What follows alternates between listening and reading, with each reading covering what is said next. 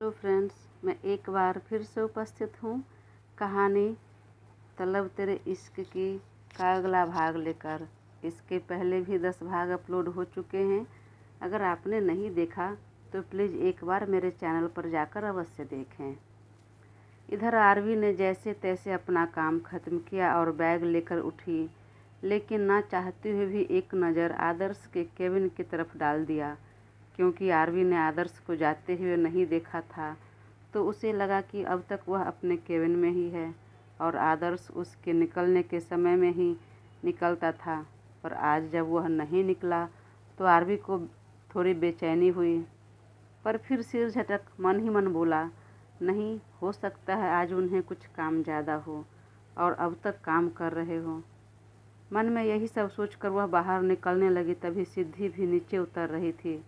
RV ने उसे नहीं देखा तो सिद्धि ने आवाज़ लगाई, अरे रुको, मैं भी आ रही हूँ बोलकर वो भी पास आई और दोनों एक साथ ऑफिस से निकली। क्या हुआ, कैसा रहा आज का काम? हाँ, क्या कहा? काम? हाँ हाँ, वह तो ठीक था। उसकी आवाज़ में बेचैनी थी। क्या हुआ, सब ठीक तो है ना?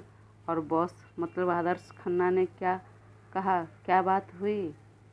हाँ हाँ, सब नॉर्मल था। वह खुद को जितना शांत और सामान्य दिखाने की कोशिश कर रही थी उतनी ही बेचैनी चेहरे पर दिख रही थी और खुद पर कंट्रोल करने के बावजूद उसकी नज़रें चारों तरफ किसी को ढूंढ रही थी। तो पीछे मुड़कर बार बार आदर्श के केबिन की तरफ जा रही थी। जिस लहजे में उसने बात की थी वह सब याद आ रहा था उसे, और अब उसे अफसोस हो रहा था।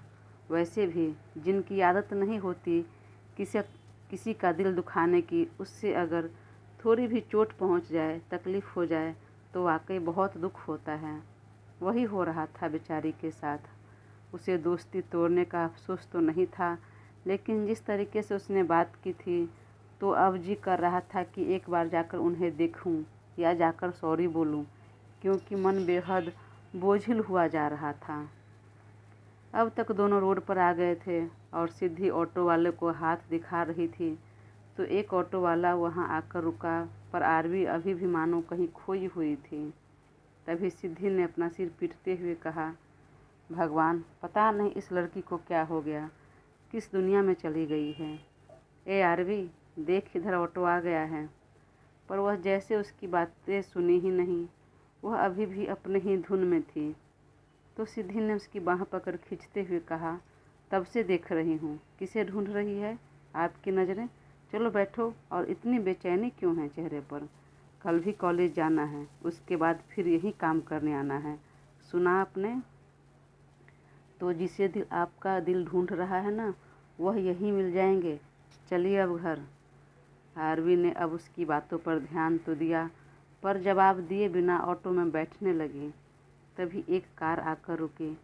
मैम, आप दोनों बैठ जाइए, हम आपको घर ड्रॉप कर देते हैं। दोनों ने चौंकते हुए एक दूसरे को देखा।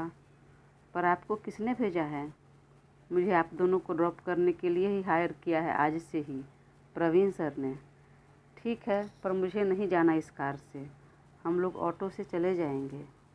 देखिए मैम, आज काम का मेरा पहला दिन है तो प्लीज़ बैठिए, मैं छोड़ देता हूँ आपको। अगर नहीं जाना है तो कल आप सर से बात कर लीजिएगा, या नहीं तो अभी प्रवीण सर से बात कर लीजिए। जब तक वो मना नहीं करेंगे तब तक मैं नहीं जाऊँगा, आपकी बात नहीं मानूँगा। आरवी फिर भी नहीं बैठी, लेकिन तब सिद्धि ने कहा, अरे देर हो रही है, आज चलते हैं। अगर नहीं जाना तो कल हम सर से बात कर लेंगे। फिर अपने दोनों भौहें को उछालते हुए कहा, वैसे तू मना क्यों कर रही है? चलो, तुम्हारे बहाने एक अच्छी फैसिलिटीज मुझे भी मिल रही है, तो क्या समस्या है? सुनकर आरवी की भौहें तन गई। मना करने के बावजूद भी यह सब क्यों, और कार क्यों भेजा उन्होंने? नहीं, मैं नहीं जाऊंगी। तो सिद्धि ने चिढ़कर कहा, तुम्हारी परेशानी क्या है? अरे अपने घड़ी देख, 9:30 बज रहे हैं। अभी हम तुरंत नहीं निकले तो घर पहुंचते पहुंचते काफ़ी देर हो जाएगी। अब चल बैठते हैं, अब जो बात करनी है कल करेंगे। और सिद्धि ने आरवी को खींचकर बिठा दिया और घर के लिए निकल गई। आरवी अब भी गुमसुम बैठी हुई थी। सिद्धि जब से ऑफिस से निकली थी तभी से उसके चेहरे को नोटिस कर रही थी, उसके एक्सप्रेशन को भी, और उसे देखकर लग रहा था कि कोई तो बात है जो उसे अंदर ही अंदर कचोट रही है। वह पूछना चाह रही थी पर रास्ते में थी तो इसलिए नहीं पूछा। घर जाकर आराम से बात करने की सोची और कुछ दूर जाने के बाद भी जब आरवी कुछ नहीं बोली, अपने में ही खोई रही, तो सिद्धि ने दाएं बाएं सिर हिलाते हुए ड्राइवर से कहा, भैया कोई सॉन्ग बजाइए ना। उसने तुरंत एफएम ऑन किया जहां गाना बज रहा था, पहला पहला प्यार है, पहली पहली बार है। गाना सुनकर सिद्धि ने उसकी तरफ देखकर मुस्कुराने लगी, पर आरवी ऐसा रिएक्ट किया जैसे वह गाना पर ध्यान ही नहीं दे रही हो। तो सिद्धि ने मुंह बनाते हुए कहा, ओके भैया गाना बंद कर दो। फिर अपने कान में हेडफोन डालकर गाना सुनने लगी और कुछ ही देर में वह दोनों घर पहुंच गई। दोनों कमरे में जाकर बैग रखा और चेंज कर फ्रेश होकर नीचे आई। चंदा आंटी डिनर बना चुकी थी और दोनों का इंतज़ार कर रही थी। आज दादी के हाथ का प्लास्टर भी निकल चुका था। आरवी ने जब देखा तो बेहद खुशी हुई और आंखों में आंसू आ गए। दादी आपका हाथ ठीक हो गया, आज आप हॉस्पिटल गए थे तो मुझे क्यों नहीं बताया, मैं भी आपके साथ चलती। अरे बेटा, अचानक हॉस्पिटल से कॉल आया और कोई बड़ा डॉक्टर आया था दूसरे हॉस्पिटल से। उन्होंने चेक किया, प्लास्टर कट कर फिर यह पट्टी बांध दी और कहा कुछ दिनों तक भारी काम नहीं करने के लिए, सिलाई भी करने से मना किया। अच्छा हाँ बेटा, और तो और अब डॉक्टर ने कहा है कि अस्पताल आने की ज़रूरत नहीं, वह घर पर ही आकर मेरा चेकअप करेंगे। लेकिन क्यों दादी? क्योंकि मैं सीनियर सिटीजन में आती हूँ ना, इसलिए। अच्छा, तब तो बहुत अच्छी बात है ये। हाँ बेटा, अब मैं भी सोच रही हूँ इस रविवार को अपने घर में रहने चले जाते हैं। हाँ दादी, यह ठीक रहेगा। तभी चंदा आंटी ने कहा, आओ बेटा डिनर कर लो। तो आरवी दादी के साथ डाइनिंग टेबल पर बैठ गई। वह सबसे बातें तो कर रही थी पर उसके चेहरे पर फैली उदासी और परेशानी दादी हेमा जी भी नोटिस कर रही थीं। वह पूछने लगी पर लगा शायद पढ़ाई और काम दोनों का दबाव ज़्यादा हो रहा है इसलिए। पर खाना खाने के बाद जब कमरे में आरवी आई तो दादी को रहा नहीं गया और वह भी पीछे से आई और उसके सिर पर हाथ फिराते हुए कहा, बेटा बहुत मेहनत करनी पड़ती है ना आपको, बस कुछ दिनों की बात है, उसके बाद मैं फिर से काम करने लगूंगी, तब ना आप पार्ट टाइम जॉब करना छोड़ देना। पर क्यों दादी, ऐसा क्यों बोल रही हैं आप, क्यों काम करना छोड़ दूंगी? आरवी से पहले सिद्धि ने कहा। क्यों नहीं छोड़ देगी? फूल सी बच्ची मेरे देखो कैसे कुम्हला रही है। अरे इतना काम करने की आदत नहीं है, देखो तो कैसा चेहरा मुरझा गया है। इतना भार लेने की ज़रूरत नहीं है बेटा, अभी तो आपके खाने खेलने मौज मस्ती के दिन हैं। तो आरवी ने धीरे से मुस्कुराते हुए कहा, नहीं दादी, जैसा आप सोच रही हो वैसा नहीं है। तो कैसा है? देख तो चेहरा कितना उदास हो गया है, होंठ कैसे सूखे लग रहे हैं। दादी, इतना केयर करके उसे कामचोर मत बनाओ, मैं भी तो उसके जितनी ही पढ़ाई और काम करती हूँ, मुझे तो कुछ नहीं हुआ। और दादी, अब आप ये मत बोलना कि मैं बहुत मजबूत हूँ और वह बहुत नाजुक। छोड़ दीजिए, रहने दीजिए इस झल्ली को, इतना केयर करने की ज़रूरत नहीं। फिर मन ही मन बोली, दादी को तो कुछ पता ही नहीं, इनके फूल सी पोती को भंवरा मिल गया है, उसे प्यार हो गया है। तभी आरवी ने कहा, ए क्या बोल रही है, दादी मेरी केयर नहीं करेगी तो क्या तेरी करेगी? चुप, और नहीं तो क्या, घर से लेकर बाहर तक सब तेरा ही केयर करेंगे। सुनकर आरवी तुरंत आंखें दिखा दी और उसके ऊपर तकिया फेंकने लगी।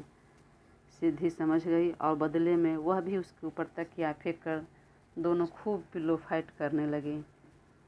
बाकी दादी उसकी बातों पर ध्यान नहीं दिया और दोनों की लड़ाई देखकर बोली, अरे अरे क्या कर रहे हो तुम दोनों, बच्चों जैसी हरकतें कर रहे हो, बंद करो इसे और आराम करो, अब आप दोनों मैं जा रही हूँ। बोलकर वो अपने कमरे में आ गई। तो अब वह दोनों भी बिस्तर पर लेट गए। सिद्धि ने जहाँ करवटें बदल ली वहीं आरवी दोनों अभी भी पीठ के बल लेटकर एकटक छत की तरफ देख रही थी। तो सिद्धि को अब रहा नहीं गया और पूछ लिया, क्या हुआ आरवी? किस सोच में डूबी हो? चेहरे पर इतना तनाव क्यों है? पर अपने ख्वाब में खोई आरवी ने फिर उसकी बातें पर ध्यान नहीं दिया।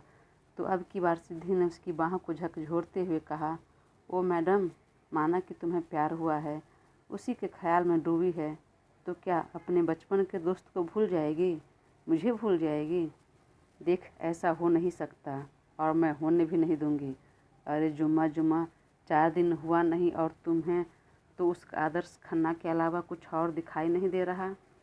वैसे तो तुम उसे गुंडा बोल रही थी, पर उस गुंडे ने ऐसा क्या जादू कर दिया कि एक दो ही बातों मुलाकातों में उससे का इतना अफेक्शन हो गया कि कुछ और दिखता ही नहीं। सिद्धि के मुंह से आदर्श के बारे में गुंडा शब्द सुनकर बहुत बुरा लगा। उसने तुरंत मुंह बनाकर उसकी तरफ देखा और कहा, अरे नहीं यार, वो गुंडा तो नहीं है। सच? बिल्कुल सच। पर यह बात तो मैं पहले ही तुझे बोल चुकी हूँ, पर तुम ही मेरी बात नहीं मान रही थी। पर वह इतना हैंडसम हॉट मुंडा किधर से गुंडा दिख रहा है यार? आरवी को न जाने क्यों सिद्धि के मुंह से उसकी तारीफ सुनकर बहुत बुरा लगा। एक जलन सी हुई और तुरंत बोली, जस्ट शट अप। ऐसी बातें क्यों कर रही है और तू उसकी तारीफ क्यों कर रही है इतनी? ओहो, मतलब जलन तो देखो मैडम को, कितना बुरा लगा, कैसे मुझे मना कर रही है। इतना पजेसिव हो जाएगी पता नहीं था यार। वैसे बताना, क्या बातें हुई तुम दोनों के बीच? सिर्फ टिफ़िन ही शेयर किया या कुछ दिल की बातें भी शेयर की? मेरा मतलब कुछ बातें बनी या नहीं? आरवी ने एक बार उसकी तरफ देखा और कुछ सेकंड के लिए सोचने लगी, इसे सारी सच्चाई बता दूं या नहीं। यही तो उसकी इकलौती फ्रेंड थी, अब तक कुछ छुपाती नहीं थी, तो यह बातें भी शेयर करने को जी कर रहा था। वैसे भी इतना सब जो आदर्श को बोल कर आई थी, तो मन पर जो बोझ था उसे बोल कर वह हल्का करना चाह रही थी। अरे ऐसा कुछ नहीं हुआ, जैसा तुम सोच रही हो ऐसा कुछ भी बातें नहीं हुई और बात बनने की बजाय बिगड़ ही गई। क्या? क्या मतलब? क्या कर दिया तूने ऐसा यार? लग तो नहीं रहा कि तुम कुछ बोल पाई होगी, पर ऐसा क्या कह दिया जो बात बिगड़ गई? मैंने उन्हें कुछ ज़्यादा सुना दिया। तुमने सुना दिया? तुम जैसी लड़की कुछ बोलने से पहले रोना शुरू कर देती है, वह ऐसा सुना दिया कि उनको बुरा लग गया? वाह, मतलब दुनिया का 8वां अजूबा। मुझे लगता है तुम्हारी बातों की वजह से नहीं, तुम्हारी इनोसेंसी की वजह से बात बिगड़ गई होगी। बोलकर सिद्धि उसकी तरफ करवट हो गई और केहूनी पर सिर टिकाकर उसकी तरफ देखते हुए बोली, अच्छा बोल, ऐसा क्या कह दिया तुमने जो उन्हें बुरा लग गया होगा और तुम्हें गिल्टी फील हो रही है?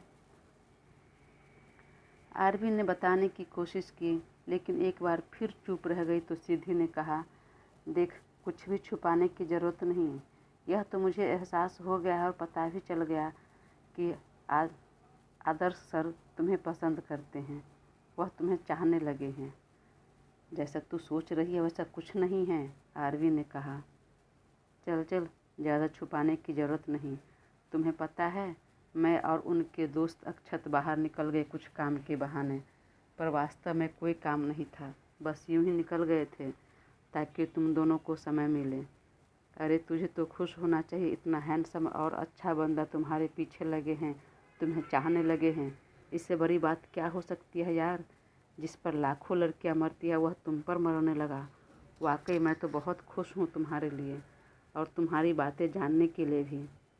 सिद्धि ने लगभग आरवी का गाल पिंच करते हुए कहा। सुनकर आरवी का कलेजा धक धक होने लगा, चेहरे पर हल्की मुस्कान आने लगी, लेकिन उसे छुपाते हुए सामान्य होकर बोली, अरे आज हमारी दोस्ती हुई और मैंने दोस्त बनने से इनकार कर दिया। कह दिया कि बस आप बॉस और मैं एम्प्लॉय, यही ठीक है, आगे नहीं कुछ कहना मुझे। लेकिन क्यों यार, इतनी बेवकूफ़ी क्यों की? सिद्धि, अभी हमें पढ़ाई पर ध्यान देने की ज़रूरत है, खासकर तो मुझे बहुत ज़्यादा ज़रूरत है। मुझे आगे बढ़ना है, बहुत कुछ काम करना है, कुछ अच्छा बनना है, जिससे अपने साथ दादी को भी अच्छे से संभाल पाऊँ, रख पाऊँ। दादी की भी उम्र हो रही है, कितना दिन रात और कब तक काम करेगी? जानती है, उन्हें अब तक काम करते देखकर बहुत तकलीफ़ होती है। इसलिए मैं इन सब चीज़ों में पड़कर अपना समय बर्बाद नहीं करना चाहती। हाँ, लेकिन तुम जो सोच रही हो वह तो और आसान हो जाएगा करना जब आदर्श सर का साथ तुम्हें मिल जाएगा। वह सपोर्ट करेंगे तो आसानी से तू आगे बढ़ सकती है। अरे वह कोई ऐरे गैरे तो है नहीं, बिजनेस टाइकून है, और उससे भी बड़ी बात कि वह बहुत अच्छा इंसान है। वह तो तुम्हारे बिना बोले सब कुछ करेंगे। आरवी भी उसकी तरफ अब घूमते हुए कहा, इसलिए तो हमने उन्हें मना कर दिया। मैं उन्हें और उनकी जैसी फैमिली तो ख्वाब में भी नहीं सोच सकती, कल्पना भी नहीं कर सकती। हाँ, वह बहुत अच्छे इंसान हैं। जितना वह रईस हैं, दिखने में खूबसूरत हैं, दिल से भी उतना ही अच्छे हैं। हाँ, तो तू कौन सी बुरी है? वह तुम्हें देखकर ही तो कुछ सोचकर आगे बढ़े होंगे। उनका झुकाव तुम्हारे तरफ हुआ होगा। हाँ, वही तो बोल रही हूँ। सिर्फ उन्होंने मुझे देखा है, मेरी असलियत उन्हें नहीं पता। देख, हम दोनों का कोई मेल ही नहीं है। अब तू बोल रही थी ना कि कुछ रिश्ते बेमेल भी होते हैं, तो होते होंगे, पर इतना भी बेमेल नहीं। आज मैं हाँ बोल दूँ, कल को उन्हें सच्चाई पता चले और किसी बहाने पीछे हटकर इनकार कर दे। इससे अच्छा मैंने ही पहले इनकार कर दिया। उसकी बातें सुनकर सिद्धि ने अपना माथा पीट लिया। एक बात कहूँ, तुम इनोसेंट नहीं, बेवकूफ़ लड़की हो। आरवी का गला रूंध गया, आंखों में आंसू आ गया और कहा, तुम जो समझो, बेवकूफ़ समझो तो बेवकूफ़ ही सही, पर मैं जो डिजर्व नहीं करती वह सपने भी नहीं देखती, इसलिए मना कर दिया। और अब कुछ मत बोल, सो जा और मुझे भी सोने दे।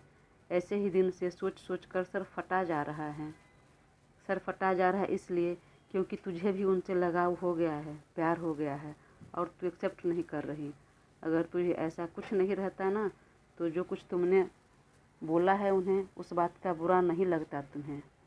मुझे सोने दे, अब तुम्हारी बातें नहीं सुननी मुझे। और बोलकर आरवी करवटें बदल ली तो पीछे से सिद्धि ने कहा, देख, अगर ज़्यादा बुरा लग रहा है अपनी कही बातों का तो अभी भी देर नहीं हुई है। कोई बात नहीं, कल जाकर उन्हें सॉरी बोल देना, दिल का बोझ हल्का हो जाएगा।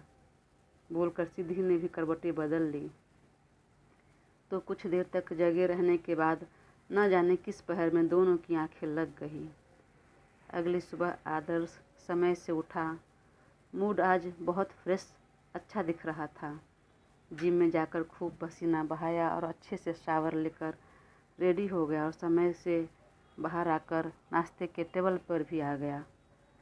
तो पापा ने पूछा, और बेटे सब बढ़िया, नींद आई? जी पापा, बहुत अच्छे से। जो भी है अब खुद संभालो, लेकिन हाँ, बिजनेस पर ध्यान प्रॉपर रहना चाहिए। पूरा ध्यान है पापा, आप टेंशन मत लीजिए। बोलकर रेडी हुआ और ऑफिस के लिए निकल गया, और दिन से पहले ही चला गया। और तो और उसने ड्राइवर को भी नहीं बुलाया, खुद ही कार लेकर चला गया।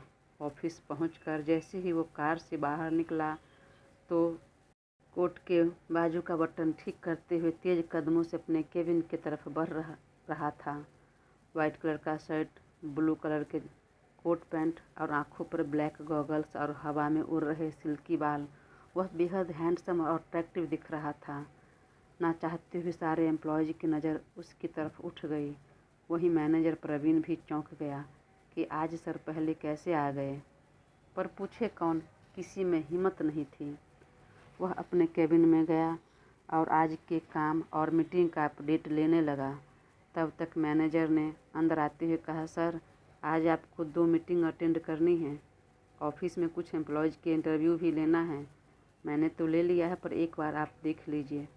ठीक है। इतना काम का प्रेशर होने के बाद भी आज मूड काफ़ी फ्रेश लग रहा था। इधर आरवी और सिद्धि भी समय से कॉलेज पहुंच चुकी थी। आरवी ने मन ही मन सोच लिया था कि आज उनसे मिलकर अपनी बातों के लिए सॉरी बोल देगी, और यह बात सोचकर ही दिमाग थोड़ा अब हल्का लग रहा था। अपनी क्लासेस अटेंड करने के बाद जब वह कॉलेज से निकली तो उसकी नज़र एक बार फिर रोड पर चली गई कि कहीं आज फिर से वो लेने तो नहीं आ गए। पर जब वे नहीं दिखे तो उसे सुकून मिली और दोनों ऑटो में बैठकर ऑफिस के लिए निकल गई। अपने काम में व्यस्त आदर्श को पता नहीं चला कि वह कब आई कब नहीं। कुछ देर बाद जब वो मीटिंग से बाहर निकला और अपने केबिन की तरफ जा रहा था तो अचानक आरवी पर नज़र पड़ गई। वह इग्नोर करना चाहा, पर फिर भी एक बार उसकी नज़र उस पर टिक गई। गुलाबी रंग की कुर्ती, ट्राउज़र और मैचिंग ईयरिंग्स पहने, लंबे बालों को पोनी और एक हल्की सी बिंदी और आँखों में काजल लगाए वह बेहद खूबसूरत लग रही थी। उसके इसी लुक्स पर तो वह फिदा था। वह अपने केबिन की तरफ बढ़ रहा था, पर मानो पैर काबू में नहीं रहा और धीरे से पास आया और कहा, मिस आरवी, मुझे आपसे कुछ बात करनी है। तो आरवी ने भी नज़र उठाकर देखा और सामने आदर्श को देखकर अवाक हो गई। उसे ऐसे एकटक देखने लगी मानो वह उसमें खो गई, क्योंकि मन में अभी भी वह उसी के बारे में सोच रही थी कि कैसे केबिन में जाए, कैसे उनसे बात करे, क्या कहें। और तभी सामने अचानक वो आ गया तो देखकर वह बेहद चौंक चुकी थी। आदर्श ने अपनी आँखों से गॉगल उतारकर उसे एकटक देखने लगा और कहा कि मुझे आपसे कुछ ज़रूरी बातें करनी हैं। जी सर, आरवी ने अपने सूखते गले को थूक से निगल कर तर करते हुए कहा। ठीक है, तो आइए मेरे केबिन में। पर न जाने क्यों आरवी का कलेजा बहुत धक धक होने लगा। उसके कदम नहीं बढ़े तो आदर्श चेयर खींचकर उसके पास बैठते हुए कहा, अगर आपको प्रॉब्लम है तो हम यहीं बैठकर बात कर लेते हैं। अब आरवी ने चारों तरफ नज़र दौड़ाई तो लगा कि सारे एम्प्लॉयज़ छुप छुप कर उस दोनों को ही देख रहे थे। तो आरवी ने धीरे से कहा, सर, यहाँ सब देख रहे हैं तो क्या हो गया? सर, हम केबिन में ही चलते हैं ना, मुझे भी आपसे कुछ बात करनी है। ठीक है, फिर आइए। और दोनों केबिन में चले गए। दोस्तों, कहानी आगे जारी रहेगी। प्लीज़ अपना साथ बनाए रखें और चैनल को सब्सक्राइब कर मुझे ज़रूर सपोर्ट करें। Thank you.